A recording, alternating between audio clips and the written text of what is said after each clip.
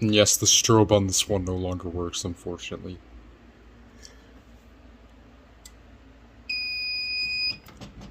And yes, I need to fix those troubles in that knack fault. The knack fault's because of a missing end line resistor, which is like an easy fix, but there you go.